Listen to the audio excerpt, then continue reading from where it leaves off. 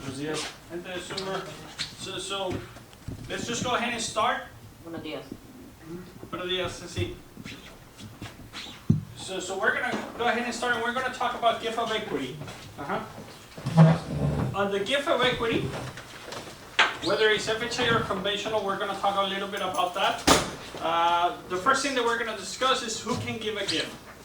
Now, on FHA is very broad, the rule of who can give you a gift. Who can give you a gift? It can even be a friend if you can basically tie the friendship together.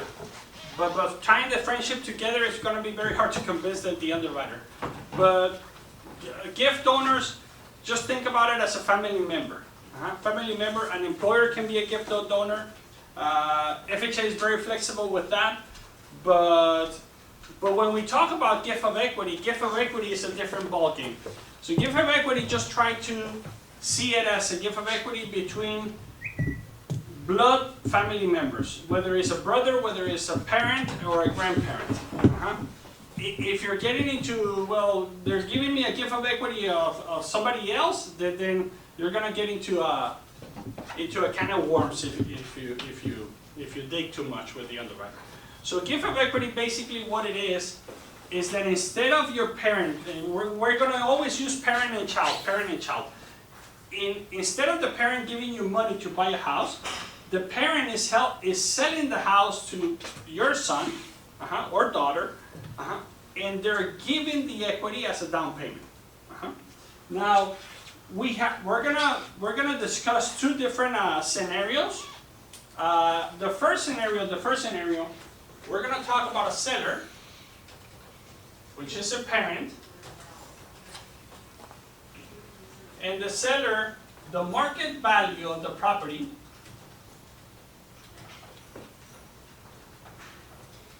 is 800,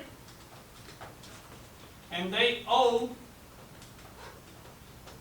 250. So, in a way, this is the scenario that I have on my property. My house is worth about $800,000, and I owe about 250, and now I'm selling it to my son. Now, the first scenario that we're going to discuss is I'm selling it to my son for $800,000. So, son, I'm selling you the house for $800,000. Well, that I'm doing an FHA loan. I approve for that loan, but I don't have enough money for the down payment. Don't worry, son. I'm going to gift of equity the 3.5% down payment. So the 3.5 down payment and probably the closing costs, they're going to be, I'm sorry, I made a mistake.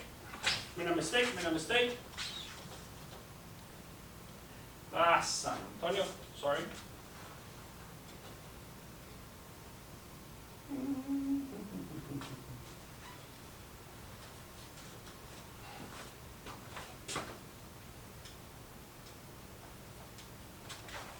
The gift of equity is the down payment. The help for the closing costs is the help for the closing costs. So let's just not get it confused. There are two different subjects. So if I'm going to gift my son the down payment, I'm giving my son the down payment, just the down payment. Now, can I help for the closing costs? Yes, but that's not a gift of equity. So I'm just helping, as a seller, I'm helping, hey, my son is buying the house, I'm giving 3.5% down payment as a gift of equity, and I'm helping with his closing costs. In a way, it should be considered as a gift, and that's why I got it confused. I put it, but in the offer, it needs to be separated. In escrow, it needs to consider it separated. Because then they're going to ask you, well, the gift of equity, give me a certain amount for the closing costs. No, I'm just helping for the total closing costs. So if the closing costs are 12, 13, 14, in this one, I already know what the 3.5% it is.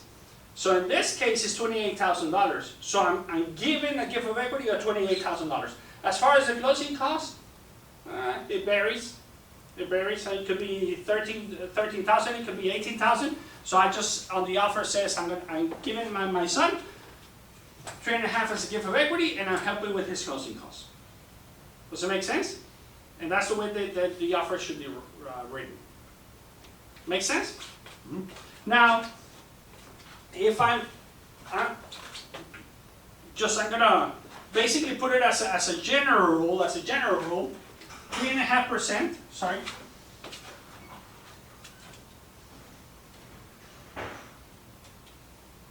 $3.5% is $28,000. 3.5%, if I'm not mistaken. Now, if I sell this property, me as a seller, I owe $250. Now, I give my son $28,000 that I'm not gonna get, and then I'm gonna pay for his closing costs. Let's just say that it's $18,000. I'm paying for the closing cost, plus I have closing costs as a seller. Let's just say that it's $10,000 as a seller. Now, if I'm paying real estate agents, let's just say that it's $40,000. Closing costs, seller. So, if I add this amount and I subtract it for $800, that's the amount that the seller is going to get. But usually, if I'm selling the property at market value to my son and I'm just giving the 3.5%, you're not going to have any problems with the seller. It's very smooth. You don't have any problems with sellers, and you don't have any problems with the buyer either.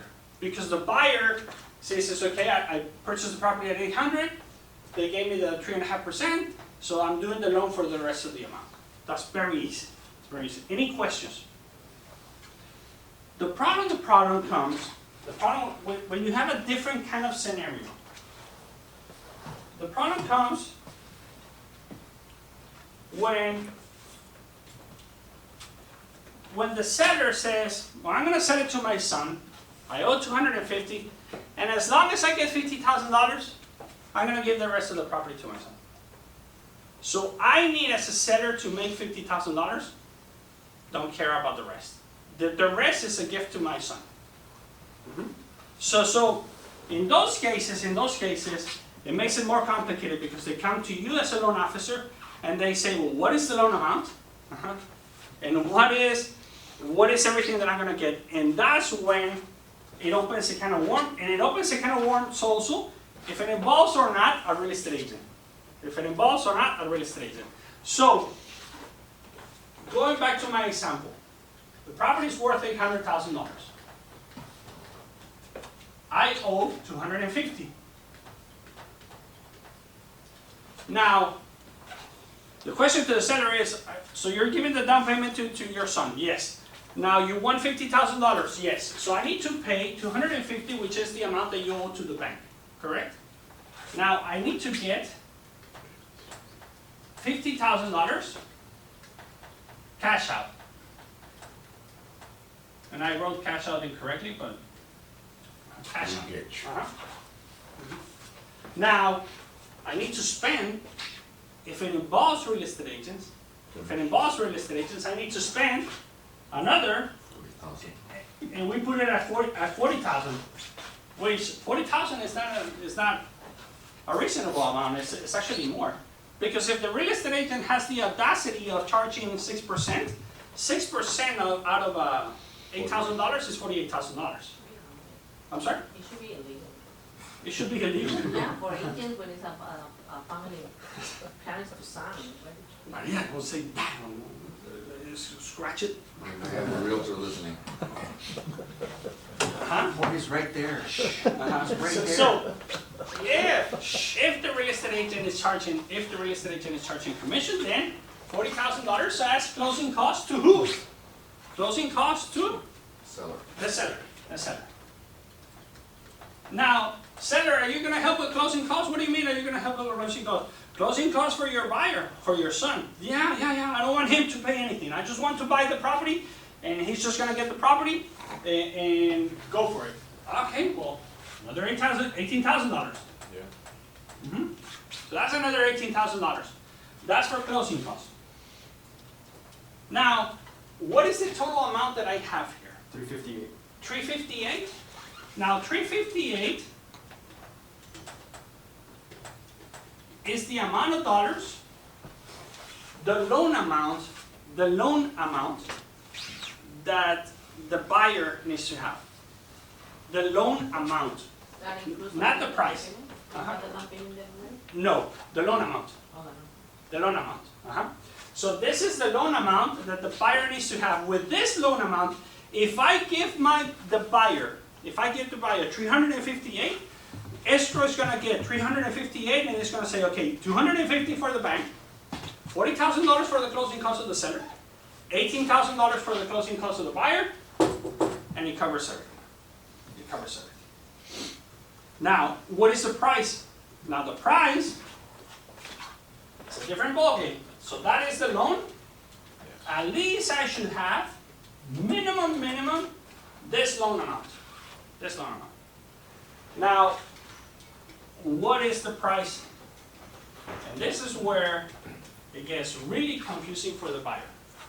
This is gonna get really confusing. If I'm doing an FHA loan, and I'm not gonna confuse you guys. If I'm doing an FHA loan, I need to come up with a loan amount that after 3.5%, my loan amount is 358. Now, if you all went to school, What, you need to use the rule that they call the rule of, in Spanish we call it la regla de tres simple. La regla de tres simple. Yeah, but the loan amount, you still have to add the mortgage insurance? Maria is asking, do you still need to add the mortgage insurance? No. Because the mortgage insurance is paid by the bank. So the mortgage insurance, it gets added, but it's charged. It's a closing cost. So it's offset. So with the mortgage insurance, if you're doing an FHA, like Maria is saying, you should add 1.25 to this amount, but that amount is paid by the seller also at the same, by the bank. So it doesn't matter to the seller. That makes sense? It's a good question by Maria, but that, you should not add it. Now, if you use is there any name to that rule, Angelo, in English? Order of operations for math. Yeah. So this is the purchase price. Maria is saying 271. So 371. So the rule of three is simple, which is kind of sometimes it's confusing. Sometimes I can explain it, but I grew up in Mexico and we use it all the time, so it's very simple for me. But every time that I put it, I see weird faces.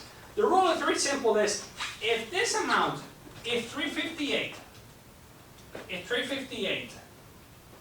equals 96.5, what is 100? So the rule of three simple is that you multiply this amount and you divide it by 96. You multiply this 2, you divide it by 96.5, and you should get the amount of the 100. So Maria came with 371, 370,900. So 370,900 basically is 371. If you, I'm sorry, Maria. I'm not thinking right.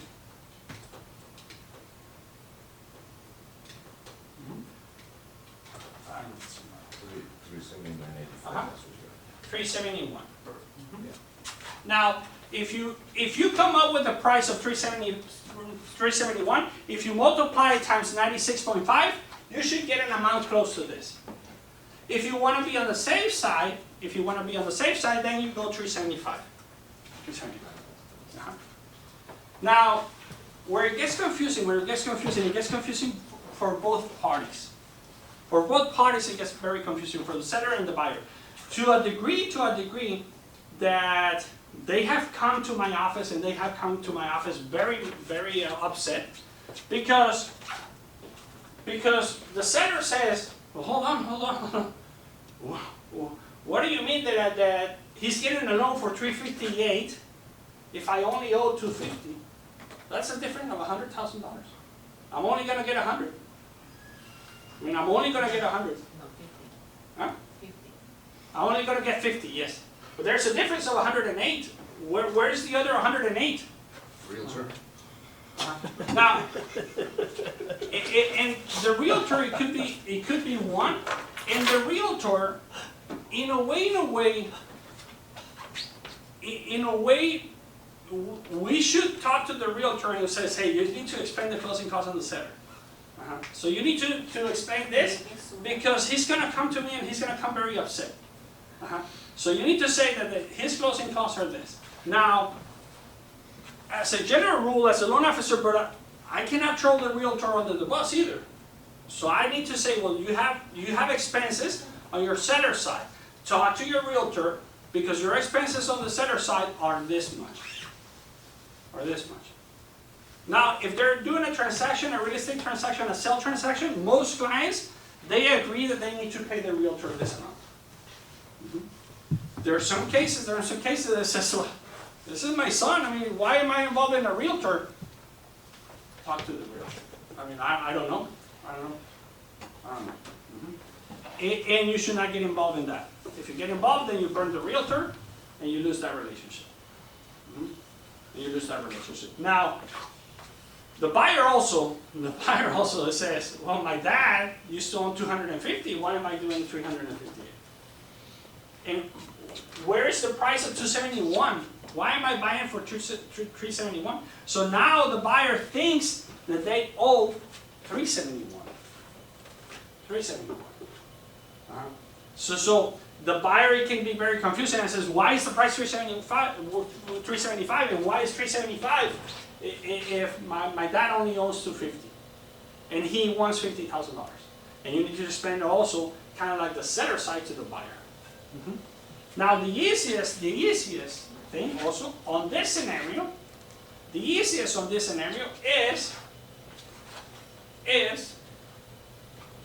1 second.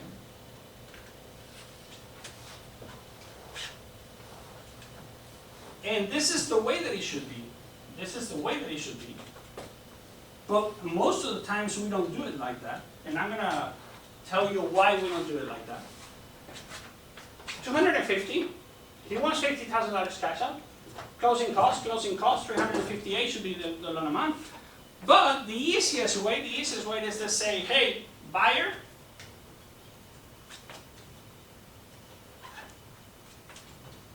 and with this one,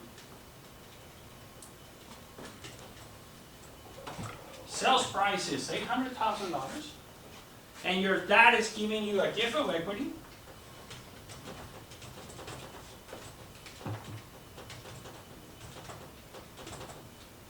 of $442. Does it make sense? Yes. That's the easiest way. Hey, what's the value of the property? $800,000. You should do a loan for $358 to cover all the expenses.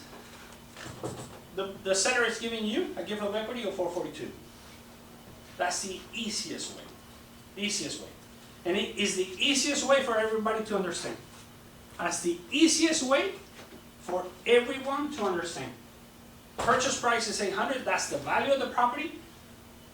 Your dad is giving you a gift of equity of $442, you're gonna end up with $358 loan amount. Make sense? Why we don't do it this way? Because of the property taxes. This is the way that we don't do it this way, because the property taxes, the underwriting property taxes is 1.25 of the purchase price, and 125 for the purchase price is about $11,000 a year, and $11,000 a year is about $1,000 a month on your application. If you come up with the 375, then 375 taxes are $4,000 a year. That's $380 on your application. So whether your buyer should qualify for 308 taxes, 350 taxes, or $1,000 in taxes on a monthly tax, it makes a lot of difference. Does it make sense? Everybody follows on Zoom? Make sense, Cecilia? Yes. It's Mercedes.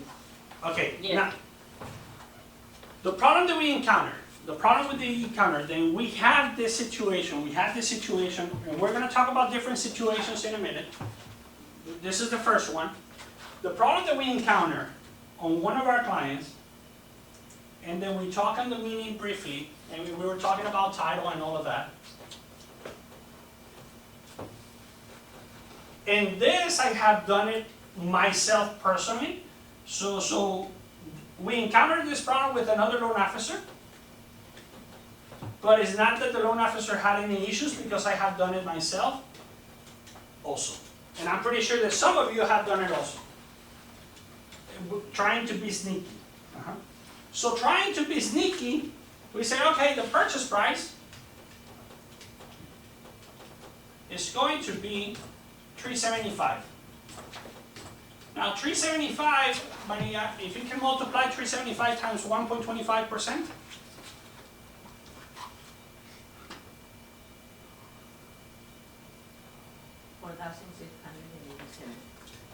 4,687. That is the tax, property tax by year. If we divide it by 12,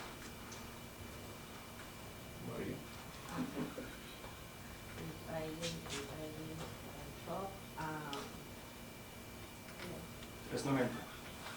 I'm sorry? Tres noventa. 390. So 390 is the monthly tax rate that he should have. We did a loan, we did it based on this, 390 monthly. The underwriter takes it because the purchase price is 375. Purchase price is 375. The underwriter accepted, tax break 390, boom, tax bracket 390, boom, approved, and we close the loan. The problem that we said on the monthly meeting is that the county doesn't go by the purchase price.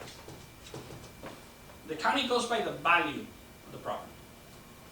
So once it hit the county said, well, the value of the property is $800,000. So the taxes on $800,000 should be 800 times 1.25, that's $1,000, I believe so, straight. So instead of $4,000, it should be $10,000. Instead of a monthly amount of $390, it should be $890. So the county increased the taxes, then the bank pays the taxes. The bank was negative because he paid the difference, and it was a difference of about $500. So the bank tells the client, hey, you're gonna have to pay me the difference for a whole year, plus the regular tax rate, so that's a difference of about $1,000, and his payment increased $1,000. His payment increased $1,000. So the client came, and he came very mad. He says, hey, if anybody should have told me this, I would have canceled the transaction. I really doubted that he would have canceled the transaction, but that's what he said. So we need to explain to the client, if we do this, then his payment might go up. I mean, we have a long shot of the county approving this price and just going with this price at this tax break, but it could be that it should go to the $100,000. If it's between parent and child, then they would have to file the form The for exception. exclusion, so to keep the same tax rate. If it's a parent and child, yes. Now, I don't know the exact rules of, but Pulido can talk about a little bit more about this, about the transfer, when it's a transfer that you do a quick claim, and the transfer where it's actually a purchase-sale transaction. If it's and on the form you say this is a purchase transaction, and it's a purchase transaction between parent and child. In this specific case, it was between brothers. And brothers, it doesn't apply. I had one transaction, and it was a regular sale, sold by the owner, the neighbor, and it was very, let's say the house was worth $675, and she purchased it for $350 because she took care of the neighbor. And then she called me very upset when the taxes got So, So basically that myth of, hey, let's just do it for $375, it's just a myth. it's just a myth. So my suggestion is from the get-go, unless the client doesn't qualify, but from the get-go to say, hell, you're gonna do a gift for equity? Yeah, the price is $800,000. Mine as well. Right off the bat, go $800,000. Now, for our file, for qualification purposes, can we go off of like the lower value? For our file, yes. As an underwriters, because you have to think about it, but it's a gray area. It's a gray area that I don't know if I should talk about it because Dawson posts the videos. It's a gray area that we go by the purchase price and we underwrite by the purchase price. Now, we're not the ones charging for the taxes. We're just estimating. And if you think about it, we're estimating 1.25% because it's more or less 1.25%. That doesn't necessarily mean that it's going to be 1.25%. It could be 1.3, it could be 1.1. Now the bank, that's why every year the bank makes an analysis of your escrow account, and whether you have an overage, it returns the check. Whether you have a shortage, it increases the payment. But we're just estimating, hey, this is going to be your taxes. We're just estimating. We're not the one charging you that. The county will be. But in a sense, at the same time, I could tell, if I wanted, I can tell the underwriter, hey, can we charge on this taxes just as much? Because the actual tax rate is 1%. The actual tax rate is 1%. Now, the 0.25 is because of assessment. And the assessments are the ones that vary. If I was very pushy and I could say, hey, underwriting, this one, do it at 1% in order for me to qualify. The buyer can come to me and say, no, you were the one who told me that this is going to be the payment. You were the one who told me this amount. So you lied to me. And the buyer can file a complaint to me. So in this case, it could be that way. You need to defend it, but that's why you need to be very careful. Either you explain it to the buyer, or set it up at $800,000, the price. Make sense?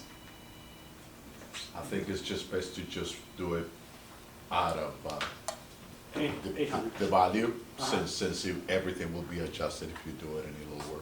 Yeah. And if it gets adjusted later to a lower amount, it gets adjusted to a lower amount. Make sense? Yeah, I just don't understand, like, why don't you just do a living trust? Like, if he's only gonna get 50,000 and their payment's gonna go up and they lose like a bunch of benefits, Uh-huh. why don't they just do a living trust?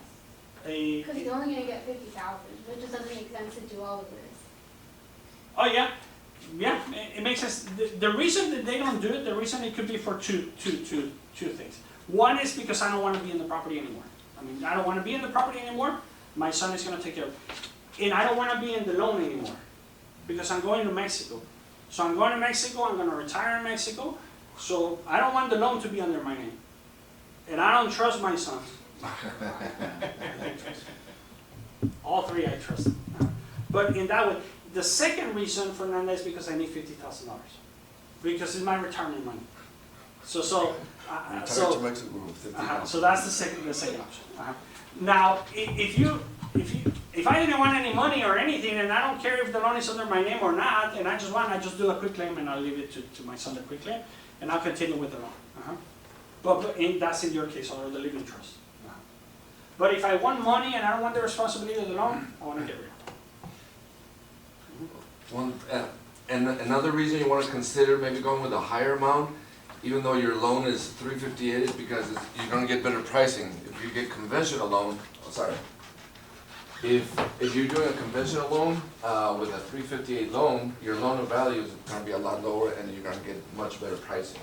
Okay, so I was just going to run into that conversation right now. So I had a situation, and this is related to what Pulido is saying, and also whether you do a conventional loan or you do an FHA loan. If I set up the price in this case at $375, then $375, my client is doing an FHA, correct? Now, my client is doing an FHA, and he's doing an FHA for 96.5. Now, that's the way the DU takes it. That's the way the DU approves you. That you're doing a purchase price of $375, you're putting 3.5% down payment, 3.5% is from a gift of equity, and you're doing a loan amount for 96.5. Now, but if I do a purchase price of $800, and I'm doing a loan amount of $358, if I do a loan amount of $358, what is my LTV? My LTV is 49%. So my LTV is 49%. Is it easy to get an approval for DU conventional with 49%? It is. It is. So you can do 1 year tax very easy. You can better pricing because the down payment is 50% and all of that. Make sense? Now, I had a situation, and I had this situation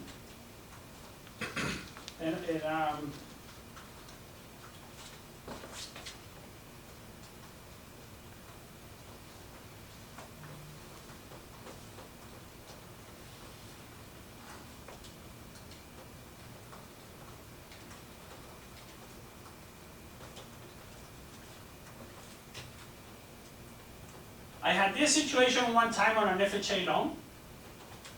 And again, that's why I said I have done it in the past. So it's not criticizing any loan officer. So I had a situation where the value of the property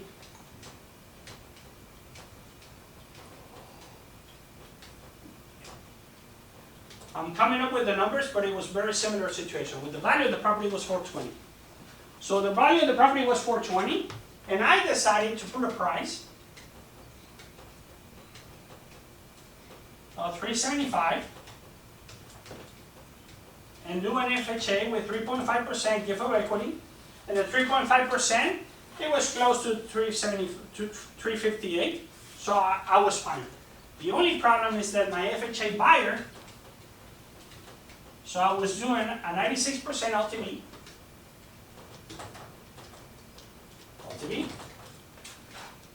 My buyer, my FHA buyer, had 610 FICO score. Submitted to underwriting, underwriting didn't approve. And underwriter says, Oscar, no, take it back. I was like, We were not involved in any real estate agent on my case, but I said, You know what, Phil? Let me do one thing. Let me put the purchase price at 420. That's my value, that's my appraisal value. So I'm gonna leave the price at 420. The purchase price is gonna be, the loan amount is gonna be 258. So now I have a 90%, 88% LTV loan. Run DU again at 80% and it got it approved. The same scenario, same time. So instead of 96%, I changed the price to 420. 420 now has more equity.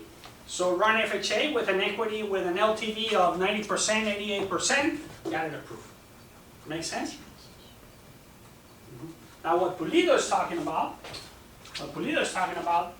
in this case in FHA, if you have a good client, and he qualifies, if I do an FHA, I'm going to pay mortgage insurance.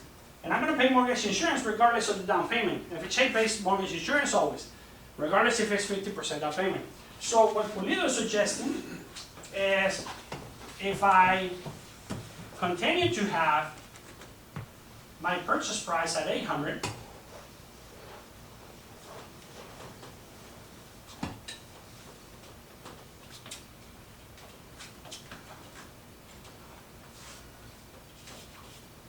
my value at 800, we'll do a price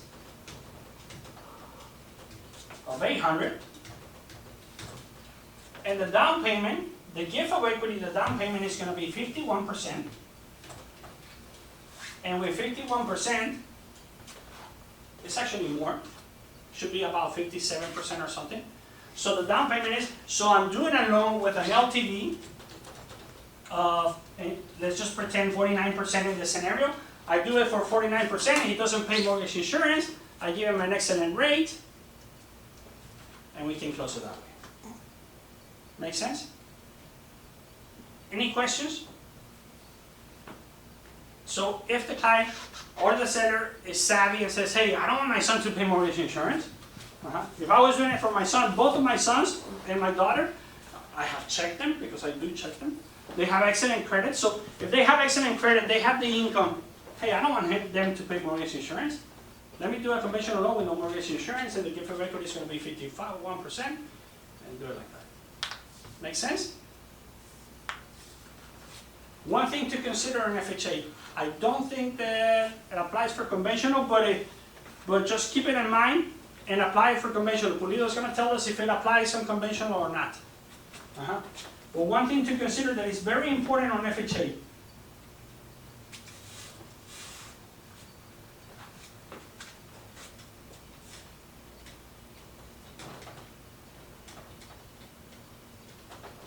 Oscar Depp.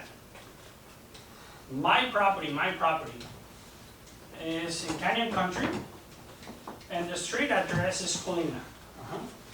But let's just pretend that I have another property, which I don't, but let's just pretend that I have another property in Granada Hills, that it was an investment property. Now, I had my son, but let's just put my daughter. My daughter lives in Santa Cruz.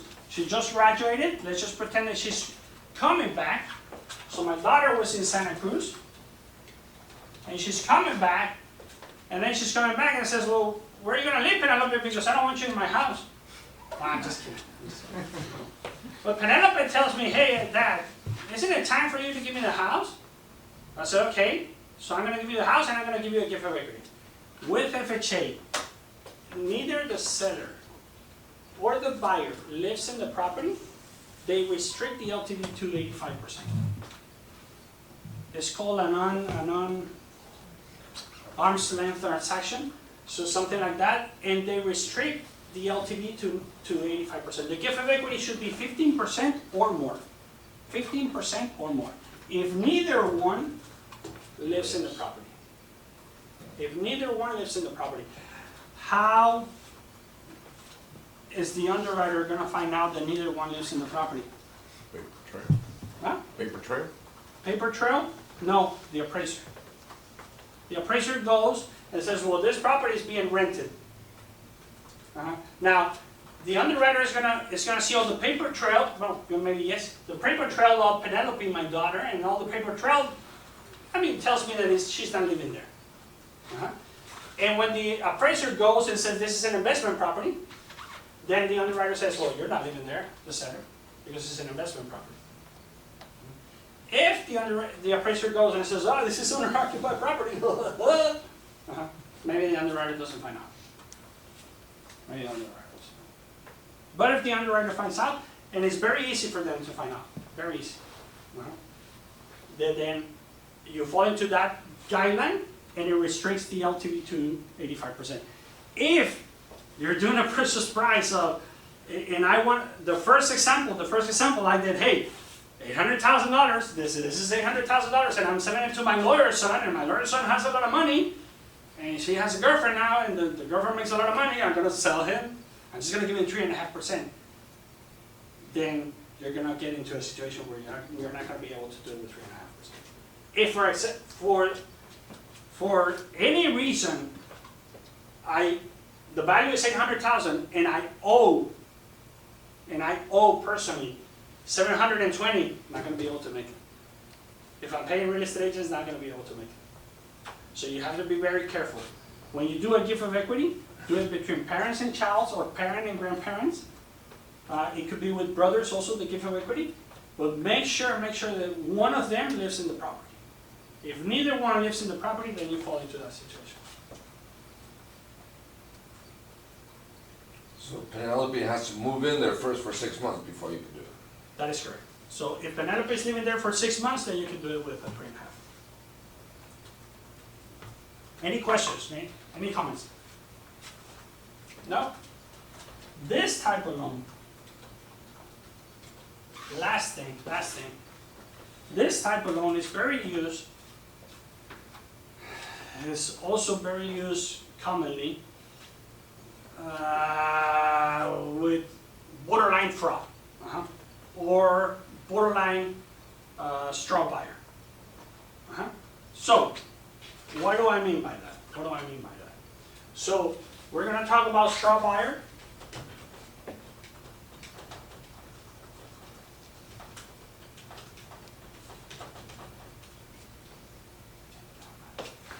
Straw buyer. So, sorry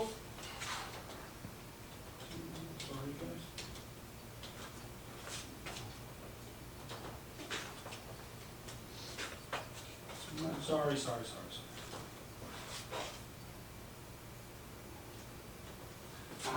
Now, what do I mean by that? I come to Maria. I come to Fernanda. Does Fernanda want to do a cash out refinance? Do I want to do a cash out refinance? but I just retired. So my income is $2,500. And I owe $400,000. Do I qualify right off the get-go? Do I qualify? No. No, because I make $2,500, I owe $400,000, and I want to do a cash out for $100,000. For me, when I run into that client, I go like, why do you want to get more into debt if you only make $2,500? But it happens a lot.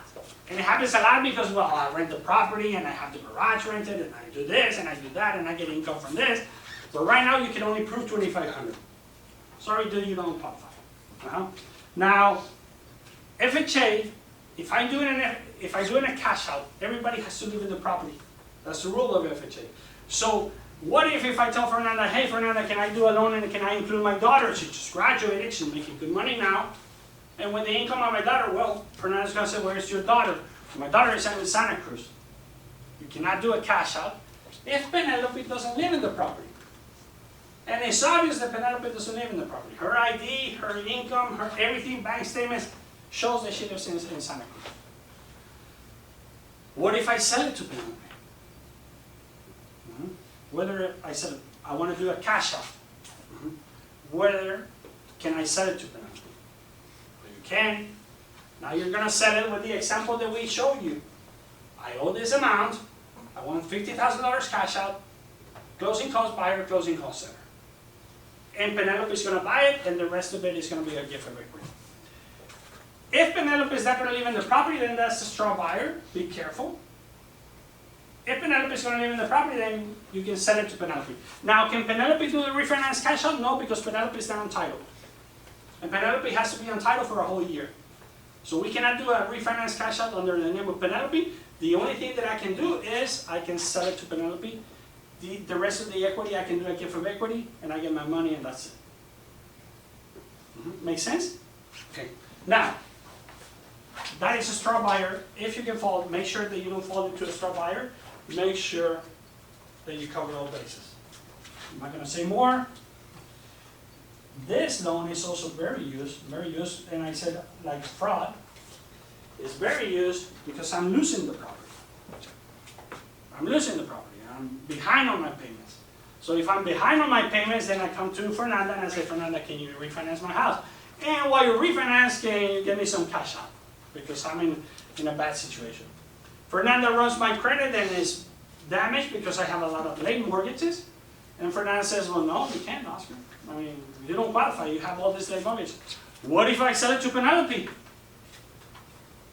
Then, okay, well, bring me Penelope. You run the credit of Penelope, excellent credit. You run her income, excellent income. She qualifies, everything is fine. Can I do it under Penelope with a gift of equity? Go for it. But we asked the estimated HUD, and we asked the estimated HUD from the side of the seller. Now, the only thing that we check is that the seller,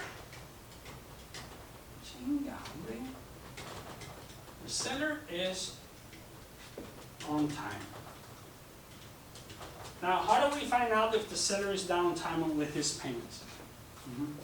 Because we see the seller side and we see a payoff. And on the payoff, it's going to show principal, this amount, and interest or back payments is going to show this amount. If this amount is $10,000, $12,000, $20,000, then the seller is behind. Then the seller is sending it to Penelope just to get away from this loan, and that's a no-no. We cannot do the loan.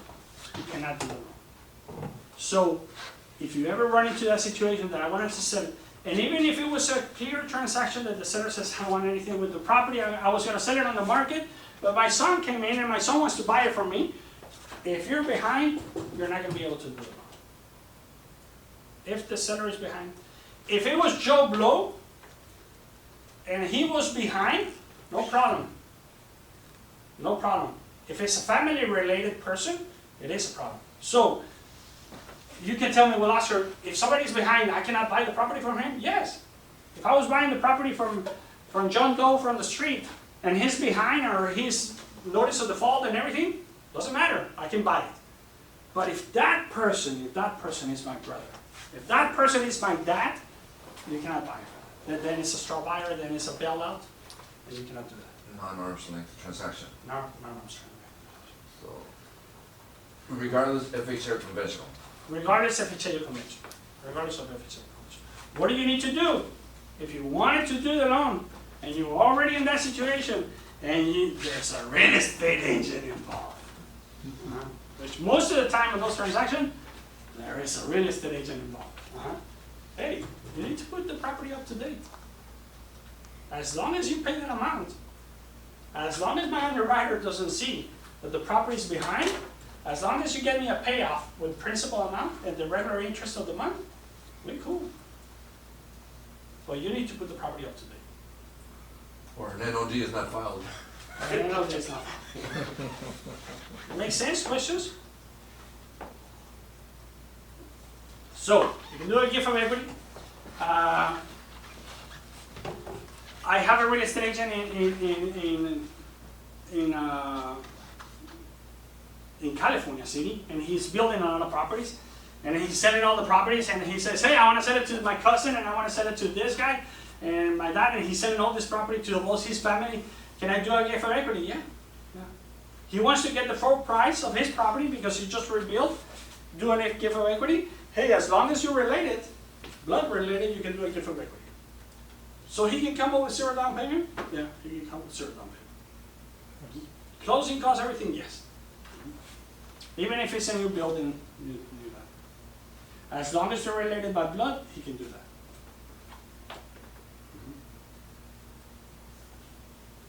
Now, there's some scenarios that you're saying that the blood related is Denalo, and the buyer is Pulido, and they're blood related. Well, Pulido, Pulido, you're from Agapito, Guadalajara, and Denalo is from Florence in Italy. So how you related? So that opens a can of worms.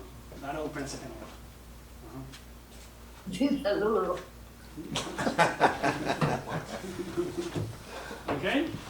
So make sure that they're really related, that you can make a point. Now, obviously, I could be selling the property, I'm Campos, and I could be selling the property. Has Brenda changed her last name, Jorge? No. No? So in her last name? Franco? Franco. So I'm Campos, and I'm selling it to Franco, and Franco is my sister-in-law. We're related. So I can do that. I can give her a gift of equity, but we don't share the last name. The underwriter is going to say, hey, why don't you share the last name? Well, because she married my brother. That happens a lot. So I don't want to say that it's doable, but there are certain situations where you can get away with it. Okay? Questions, comments? Ya, Oscarito, una pregunta. All right. In regards to the first scenario, do you do that for the qualification purposes, right? Because of the taxes. That is correct. Okay. I just wonder. All right, thank you.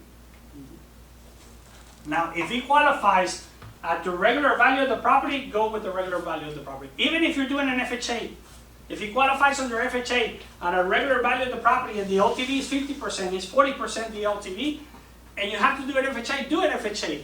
Go for it. But if you can't, if the guy qualifies at the regular, it's easier for you, less headache, if you just explain everything, hey, this is gonna be. It's harder when the client comes in and the client says, hey, my taxes went up, XYZ. Any other questions, comments? Make sense? Be very sure that you explain everything over and over again, and you have to explain it to the seller and to the buyer. To the seller and to the buyer, because it can get very, very confusing. Where did the equity went? Where did the equity went? I mean, you told me that there was, I don't know if Gonzalo is on the meeting or not, but Gonzalo just recently did a refinance, and he did a refinance cash out. And he said, and this is the scenario that happens a lot here. On these cases, he says, I was doing a refinance and the property value was, let's just say 500, and he did a refinance cash out for 250. And Gonzalo says, when he was doing the loan for 250, when he refinanced, somebody told him that he loses the equity. And the client was very upset. The client wanted to cancel me because he thought that he was going to lose the equity. And Gonzalo goes like, what do you mean losing the equity? The equity is there, I mean the equity is there, but where? Where? The value is there, but where? And it can be very confusing, and when they bring it up like that, where is the equity? I know that it's funny, but at the same time you say, yeah, it can get very confusing. Very confusing as far as equity. When did it go, the equity? Where is the equity? The equity is always there. The value of the property is always there. So, Oh, no, I'm sorry. Going back to the Uh-huh. to the gift of equity situations. If the seller does not live in the property, something else that needs to be taken into consideration is also a tax withhold. That, of course, if it's not an owner occupant, the seller will get hit with. yes. So that's also something. Good else thing needs that to you be brought it up. taken Good thing that you into brought it up. There consideration. are rules about gift in the IRS. There are rules. Now, and there are rules about not living in the property and doing an investment property and selling the property. So those rules, they do apply. We're not tax experts, I'm sorry. So client, seller, talk to your tax accounting and see the implications. But that's a big bill that also needs to be brought Yes. to their attention too. Yes, yes. Make sure that you bring it up to the seller. Hey, check with your accounting, the tax implications of doing this. No, great point, great point. So the refinance of Gonzalo was very similar. If you do a gift of equity and the purchase price, you set it up at 300 and the property is worth 500, I have run into a lot of clients that says, no, you cheated me. You cheated me because you put the purchase price, so you stole the equity. You stole it from me. And I go like, no, the equity is there, but where? On the property, where is it? Because you stole it, you put 300,000 purchase price. It has happened to me. It has happened to me. And it can be very confusing, so you have to sit down with both, explain, and say, this is gonna be the price, do you agree? This is gonna be the price because X, Y, Z. It can be very confusing for the buyer and the seller.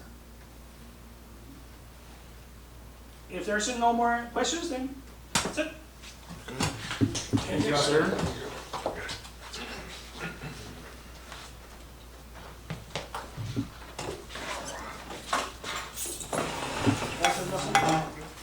Thank you, guys. Papi Oscar. Yeah, oh, I thought it was only me, it is one.